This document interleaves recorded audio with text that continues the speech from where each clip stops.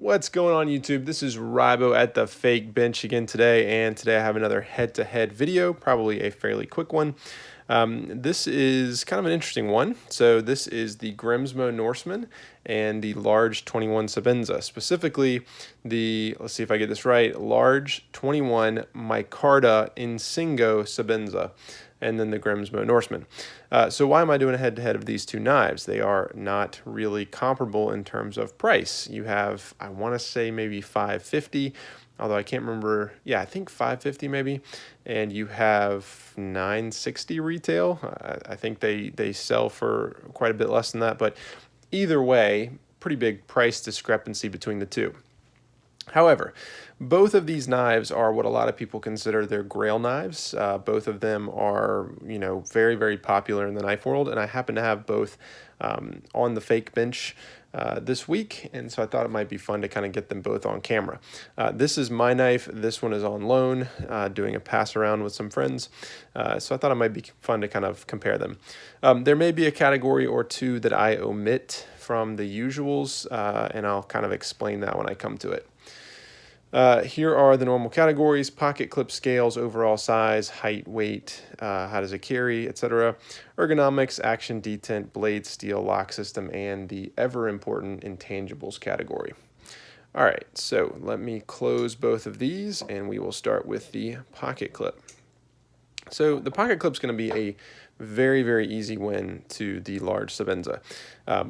I hated the way that this looked when I first got it, and then I actually used it, and I fell in love, and now it's one of my favorite clips of all time.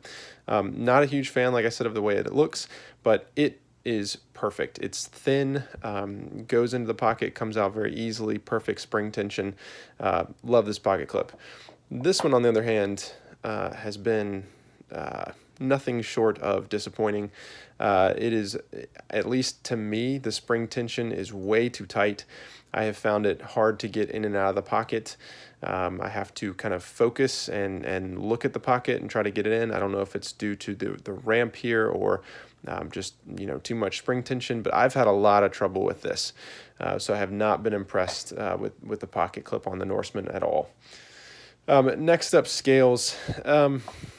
This is probably a category I'm going to omit, right? So you have titanium on both of these, two different kind of adaptations. You have inlay, you can get the plain Jane as well. You have all kinds of different configurations you can get. I'm really not going to even try to rank these because, so much of that's just personal preference. So much of that's just what you like. I don't think there's really any advantage to either one. I would say maybe because this has the micarta inlays, you could make the argument that it's grippier or, more aggressive texture or something like that. But I'm not really going to make that argument today. Overall size, so these are two fairly large knives, and they feel like it. I think for a typical category, or this category in the past, typically what I would have done is to weigh these. I don't have my scale with me anymore, and so really just looking at these side by side, you can see that they are roughly the same size. Both fairly large knives. I think the biggest difference in both of these is in the thickness. The Sebenza here is much thicker. The Norseman's pretty thin. I do think that has some drawbacks, but it does mean that this is a very thin knife. And for the size of it, I think it feels really good. And so I'll give a slight advantage. I do think that it's wider, so it doesn't necessarily carry a lot smaller. I would actually probably prefer this in the pocket. But there is something about the thinness of this knife that is really, really nice. Ergonomics. So this one will be, this is going to be a difficult one. I'm very tempted to say the Norseman because I think the ergos are really good, and maybe that's what I will say. The one issue I have with the Norseman is that it does force your hand back a decent amount, and I'm not a huge fan of that. My hand tends to fall on this, my thumb at least tends to fall on this little hump right here, and I do feel like I'm being pushed back a little bit from where I would like to to be holding the knife. Now, that being said, I think that this area back here is very comfortable, but it just doesn't necessarily feel supernatural to me. The Sebenza, on the other hand, it doesn't do a whole lot for ergonomics. It's pretty much just a handle there, but that means that you kind of have more control over, what you want.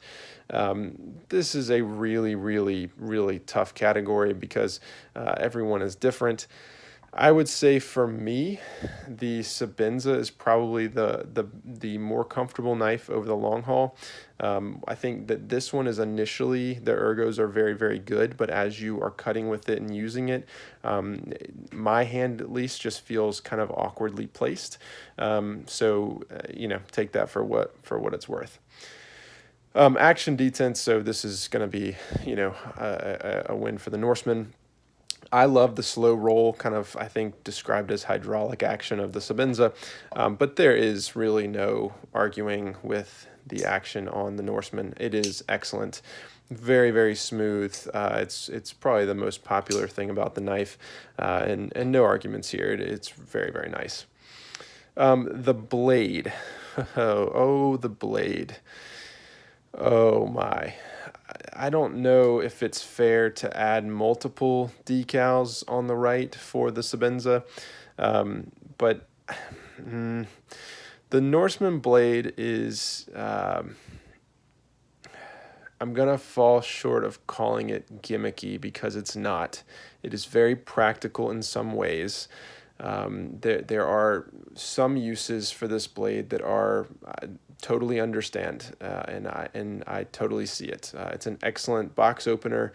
There are other things it does well, but not many, in my opinion. I have carried it for a little bit and found it to be a little bit more for the eye than for the hand, if that makes sense. The Sebenza, however, both the drop point and the Insingo, I think, are incredibly practical blades with nice grinds. You cannot argue that the Norseman is well made, just doesn't really work for me. So 10 out of 10 times I would prefer either the drop point or Insingo blade on a Sebenza to the Norseman blade. Steel, I'm going to skip that. I do not have, I have plenty of experience with the S35 VN of Chris Reeves. I do not have any experience with RWL 34 and don't really have an opinion, so I'll skip that category. Lock system, both of these are frame locks, titanium frame locks, and so I'm tempted to say that these are a complete tie. Let me think about that for a second, because there is one difference between these two knives when I think about the price and quality. You have an over travel stop on the Norseman here. You do not have one on the Sebenza. And so you may say, well, that would show that the Norseman has the advantage there. And you can probably see that over travel stop right there, anodized in blue. To me, however, that makes me, I don't know, that gives me more respect for the Sebenza, which does some things in their manufacturing to eliminate the need for the over travel stop. I'm not going to go into that because I honestly just don't understand everything that goes behind it, but there's something about the frame on the Norseman here that feels really, really thin and makes me concerned. I totally see why you would put an over travel stop, but this is really, really thin down here. And I worry not only about over travel in this direction without that stop, but also travel in this direction. And while I can't prove that out, the ease at which I'm pushing this to disengage seems to support that, and the need for the over travel stop seems to support that. Time will tell.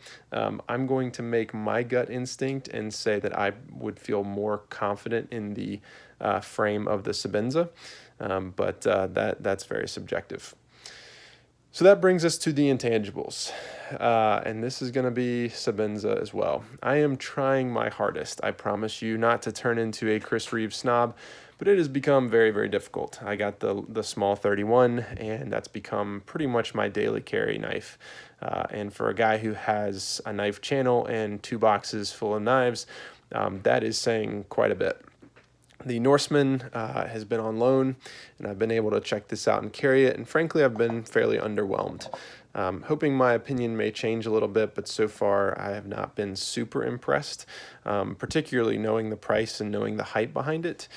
So, you know, granted, my initial impressions of the Sebenza weren't as good as they are now, so maybe that changes and maybe I start to get it soon. But for now, the Sebenza is my clear winner between these two knives, and it's almost half the price. Would love to hear your thoughts. You know, feel free to comment below if I totally got this wrong, or if you want to tell me why I'm wrong about this. But these are my impressions after carrying both knives for a little bit. So hope you've enjoyed this head-to-head, and I will see you next time.